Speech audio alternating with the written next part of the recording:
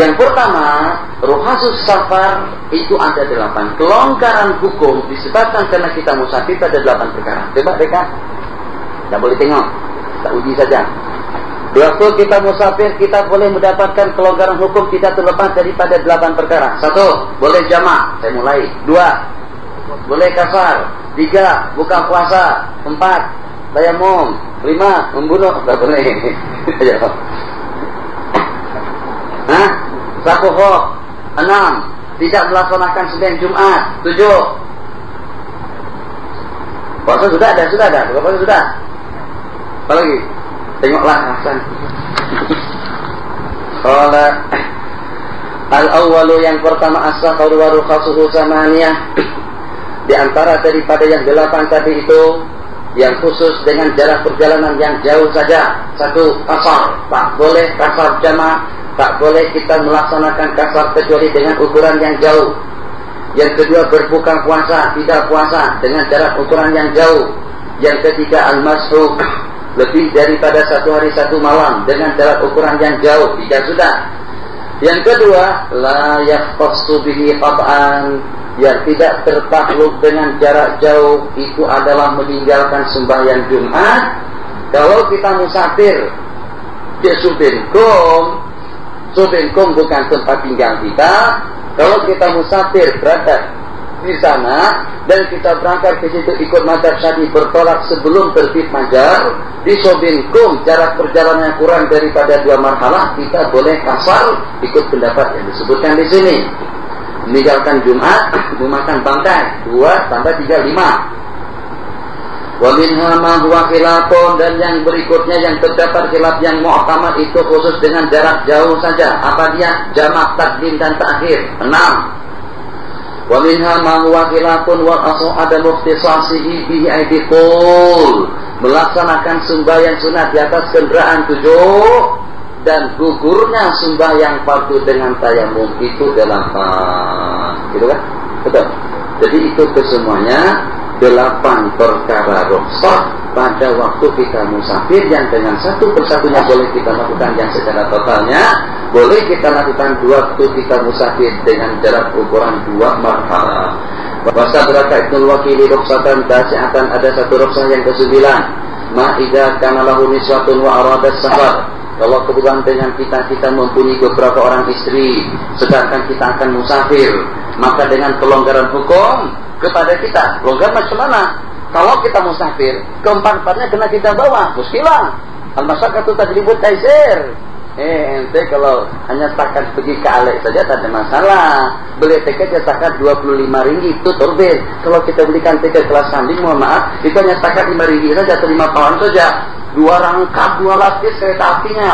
Saya pun semangat pada waktu itu, pada tahun 83-84. Kata kawan saya, kata Lutfi, Nur, mau ke Tampa, sekaligus kita pergi Sandaria, transit Tampa pergi Sandaria. Saya kata oke, kita naik kereta api yang 2 lapis. Wah, semangat. Tak pernah dengar ada kereta api 2 lapis. Bus 2 lapis ada, pesawat Boeing 747 2 lapis ada. Mati saya ni hebat betul ni 2 lapis. Tahun-tahunnya dari Kahira sampai Tampa sampai Sandaria berdiri macam ni. Ada duduk. Mana lapisnya mana? Itu tempat peletakan barang, betul kan? Ada tempat bed itu juga manusia duduk di situ. Lapis 2 di situ.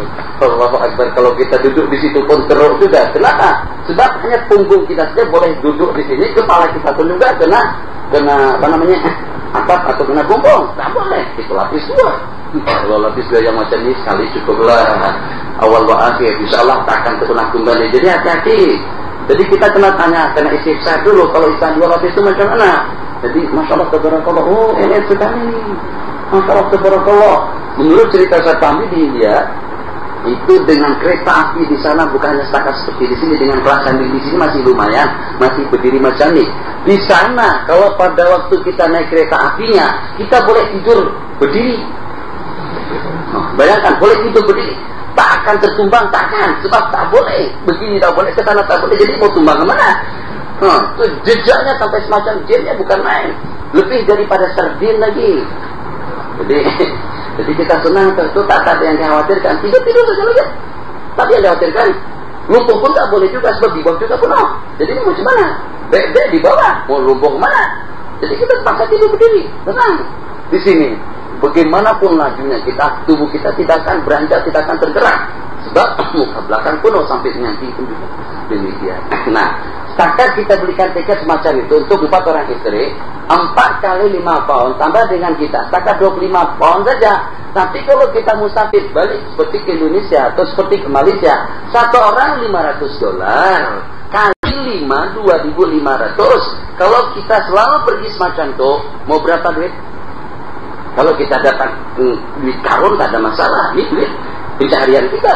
Apakah setiap kali kita musafir kita bawa ke 4-4-nya? Masya Allah, kalau kita bawa istri 4 orang, tiap kali kita pergi keluar duit $3.000.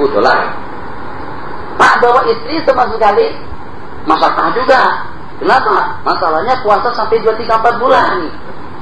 Oh tak paham, gampang sulit. Jadi akhirnya macam mana?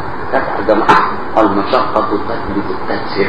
Jadi kalau pergi bawa ke 4-4-nya masyaqqah, tak bawa sama sekali masyaqqah. Macam mana? Yang mudahnya pilih salah seorang daripada mereka, tapi secara adil. Jangan yang muda terus, hati-hati. Yang dari Tranggono, yang Andung, yang muda oke dibawa. Tiap kali itu yang itu saja. Kalau dibuat undian pun juga mudah lah. Sudah dipegang dah hak dia tadi.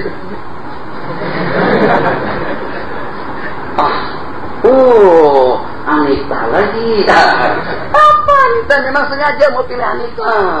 Memang sengaja dia mau bagi tabengah yang lain itu keluar dalam undiannya. Itu betul. Keluar yang tua yang pergi. Keluar yang nomor 3 nomor 3 yang pergi. Jadi kata Syekh Ghazali dikata ada bahasa yang agak halus sedikit. Kalau bini lebih daripada 1, jangan kata bini anum, bini muda, bini tua. Itu jangan macam tu. Jadi katakan saja, Ustaz pergi dengan siapa? Saya pergi dengan istri saya yang nomor 1. Jadi dia punya nomor 1 gitu. Padahal dengan yang tua. Tapi dia tak tersinggung sebab kita sebut nomor 1. Jangan, Ustaz pergi dengan siapa? Saya pergi dengan istri yang nomor yang tua. Orang kata kesian yang muda, yang tua. Begitu juga dengan sebaliknya. Sebut yang muda, takut kalau dengan yang muda agak bangga. Sebut yang tua, takut kalau dengan yang tua agak tersinggung. Jadi bagaimana? Istri nomor 1, istri nomor 2. Jelas yang nomor 1 kan lebih hebat daripada nomor 2, yang walaupun dia tua tapi dia nomor 1. Jadi alhamdulillah boleh berbangga dengan yang kedua dan yang ketiga. Itu mudah, tapi istri nomor 3. Saya tua tapi istri nomor 1. Jadi rasa bangganya itu ada. Betul atau tidak betul saya juga tak tahu. Jadi taisirnya di mana? Taisirnya tak dibawa ke 4-4-nya muskilah, dibawa ke 4-4-nya pun juga muskilah. Taisirnya al-qur'atu bima bainahunna. Siapa yang keluar Qur'annya, maka itu yang akan dibawa pergi. Hukum wala yalzamuhul qada'u li darratiha idza raja'. Dan tidak wajib dia mengqadha bermalam kepada madu-madunya kalau pada tu dia balik. Selama berapa lama di Mesir? Sebulan. Istri ada 3 lagi menunggu di sana. Apakah wajib digilir sebulan? Tidak perlu. Kenapa?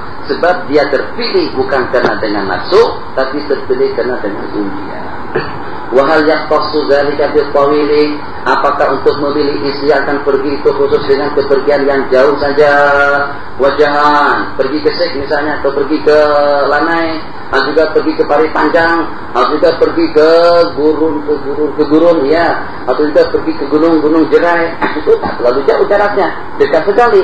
Apakah dengan kita juga akan berundi? Sebab kita akan tidur di sana 3 malam. Oke, kita berundian, siapa yang keluar itu yang pergi.